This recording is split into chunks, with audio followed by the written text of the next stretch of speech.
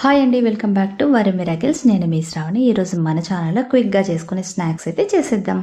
4 ingredients అయితే ఈ స్నాక్స్ని తొందరగా చేసేసుకోవచ్చు. పిల్లలు స్కూల్ నుంచి ఇంటికి వచ్చేసరికి వాళ్ళకి ఏదైనా స్నాక్స్ కనిపిస్తే చాలు, వాళ్ళ కళ్ళలో ఆనందం అయితే చెప్పలేం కదా. మరి ఇంకేమాత్రం ఆలస్యం చేయకుండా ఆ స్నాక్స్ ఏంటో, తయారీ విధానం ఏంటో చూసేద్దాం. మీరైతే వీడియోని ఎక్కడ స్కిప్ చేయకుండా చివరి దాకా చూడండి.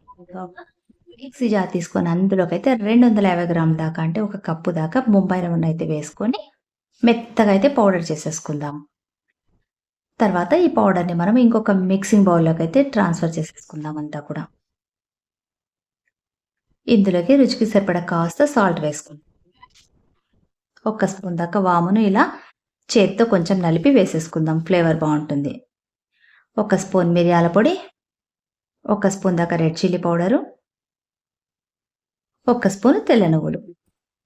ఇవన్నీ వేసిన తర్వాత సరే అంతా కూడా కలిపేసుకుందాం. ఉప్పు కారం అంతా కూడా పిండి కలిసిపోయేలాగా కలిపేసుకున్న తర్వాత మనం కొద్దిగా గోరువెచ్చని వాటర్ని అయితే యాడ్ చేసుకుంటూ చపాతీ పిండిలాగా కలిపేసుకోవాలి. ఒకేసారి వాటర్ అంతా వేసి కలపకుండా కొద్దిగా మనమైతే చేతిలోకి వేసుకుంటూ పిండిని అయితే కలుపుకోవాలి. అప్పుడే మనకు కరెక్ట్గా అయితే కుదురుతుంది. లేదంటే మెత్తగా అవ్వడం, లేదంటే గట్టిగా ఉండడం అయితే జరుగుతుంది. చూడండి, మనకు కరెక్ట్గా సరిపోయింది. ఇప్పుడు ఒక 2 స్పూన్ల దాకా ఆయిల్ కూడా వేసుకొని దాన్ని కూడా వేసి మళ్ళీ ఒకసారి అంతా కూడా ఒకసారి కలిపేసుకొని ఒక 10 to 15 మినిట్స్ పాటు మనం పూర్తిగా దీనికైతే రెస్ట్ ఇచ్చేద్దాం.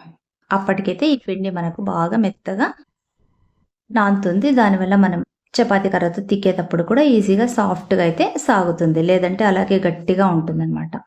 చూస్తారు కదా, 10-15 మినిట్స్ తర్వాత మళ్ళీ మీకు చూపిస్తున్నాను. ఇప్పుడు చాపింగ్ బోర్డ్ తీసుకొని దానిపైన అయితే పెట్టేసుకొని పొడిపిండి అయితే వేయాల్సిన అవసరం అయితే లేదండి. మీరు ఒకవేళ లూజ్గా కలుపుకున్నట్టయితే పొడిపిండి అయితే వేసుకొని తిక్కోండి చపాతీలాగా, లేదంటే అవసరం అనేది రాదు దాదాపుగా. నాకైతే పొడిపిండి అవసరం అయితే రాలేదు. నేను అలాగే మొత్తం చపాతీలాగా తిక్కేసుకున్నా. నాకు అవ్వడం కూడా ఒక ట్రిప్పే అయింది ఈ పిండి కూడా. మీరు ఎక్కువ అయితే రవ్వ వేసుకున్నట్టయితే 2-3 సార్లు అయితే 2-3 భాగాలుగా చేసుకొని తిక్కుకోవాల్సి ఉంటుంది. నాకు ఒక ట్రిప్ అయితే కరెక్ట్గా సరిపోయింది. ఎంత వీలైతే అంతవరకు చపాతీలాగా తిక్కేసుకొని తర్వాత దీన్ని మనం చాకుతో చిన్న పీసెస్కి అయితే కట్ చేసుకోవాలి. మీకు నచ్చితే రౌండ్ షేప్స్, లేదంటే డైమండ్ షేప్స్, లేదంటే రెక్టాంగిల్ షేప్స్ కట్ చేసేసుకొని అన్నీ కూడా ఇంకొక ప్లేట్లోకి అయితే తీసేసుకొని పక్కన పెట్టేసుకోండి.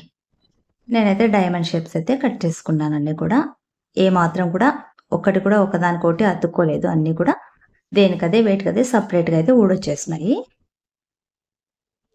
మనం కరెక్ట్గా పిండి కలుపుకున్నట్టయితే, ఎక్కువగా వాటర్ వేయకుండా కలిపినట్టయితే కరెక్ట్గా అయితే మనకు కుదురుతాయి. వాటర్ ఎక్కువ వేస్తే కొంచెం లూజ్గా అయితే అవుతుంది. చూడండి, పీసెస్ అన్నీ కూడా ఇలా మనం తీసి ఇంకొక ప్లేట్లోకి అయితే అన్నీ కూడా వేసేసుకుందాం. ఈజీగానే ఊడొస్తున్నాయి కదా.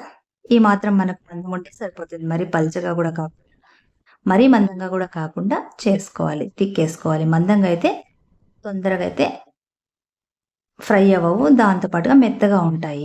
అదే పల్చగా అయితే తొందరగా మాడిపోతాయి.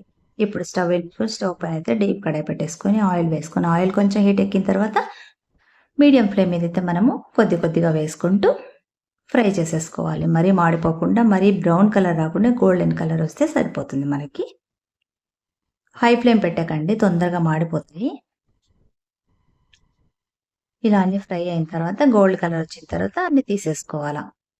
ఇలాగే మీరు ఎన్నైతే చేసుకున్నారో అన్నీ కూడా ఒక్కొక్క ట్రిప్ కొన్ని విడతల వారీగా వేసేసుకొని అన్నీ కూడా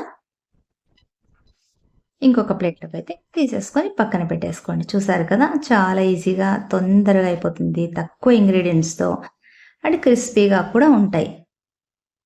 కాసేపటి తర్వాత అయితే గట్టిగా అయిపోతాయి ఆటోమేటిక్. మీకు కూడా నచ్చింది కదా, మరి ఇంకెందుకు ఆలస్యం, మీరు కూడా తప్పకుండా ట్రై చేయండి. మీకు ఎలా కుదిరిందో నాకు కామెంట్ ఇవ్వండి.